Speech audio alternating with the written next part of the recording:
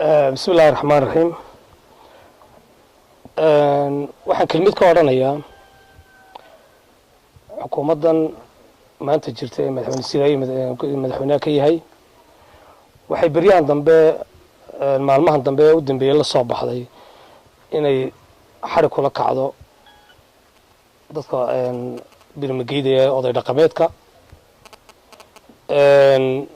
sidaad hore ogeydeen maalin dhaweyto waxa la xiray gudoomiye iyo ku-xigeenkii tale iyo tawfiiq sida maanta aad warka ku haysaana hadda waxa xiran xasan axmed muuse xasan goodaad oo ah xogayaha xanaanada xoolaha ee xisbiga wadani intaas waxay ka soo marka loo eego dhinac waxay ka soo wada jeedaan isla beel kaliya oo ah beelaha degan dalkeena hooyada Soomaaliland waxaan leeyahay taasi waa nasiib darro xukuumadana ceeb bay ku tahay qarannimada Soomaaliland ceeb bay ku tahay in oday dhaqameed iyo siyaasiyiinta beel qura ka soo wada jeeda dawladda maanta ay taargad ka dhigato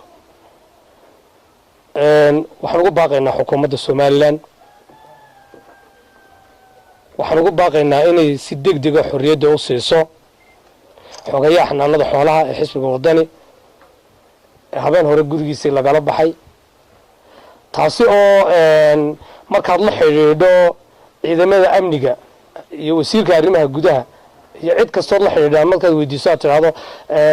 xariga aad wax ka weydiisaan hore nin walba ku leeyahay aan waxba kaba ogi marka qof la soo xiro ciidamada amnigu yiraahdo waxba kama ogi wasiirka arrimaha guduhuna yiraahdo waxba kama ogi waayo cidda wadanka ka talinaysa wax soo xiraysa waa su'aal aad la isku weydiiyo waxaan xukuumaddan u sheegaynaa in qarannimadan Soomaaliland dib badan loo soo maray in xukuumaddan looga fadhiyo inay midayso shacabka reer Soomaaliland inay ka dayso agajugleynta iyo ciidamadan imika ay xukuumadda la soo baxday inay taasi ku tusayso in ay tahay tii ay ku baabacday qarankii dawladdii la oran jiray Soomaaliya shakhsi guri lagala baxay iyo shakhsi la xidhay iyo oday dhaqameed la soo xidhay iyo waxa siinayna wax karaama ah oo ay keenaysa ayna jirin cidii laakiin ku gafta qarannimada iyo dawladda meel kaga dhacda xaq bay dawladdu leedahay soo qabato laakiin in oday dhaqameedka iyo siyaasiyiinta lagu xidho hebel bay meel ka soo wada jeedaan waa nasiib darro waxaan xukuumadda ugu baaqaynaa inay si degdeg ah xorriyadda siiso xasan axmed muuse xasan goodaad waa xogayaha xanaanada xoolaha ee xisbiga wadani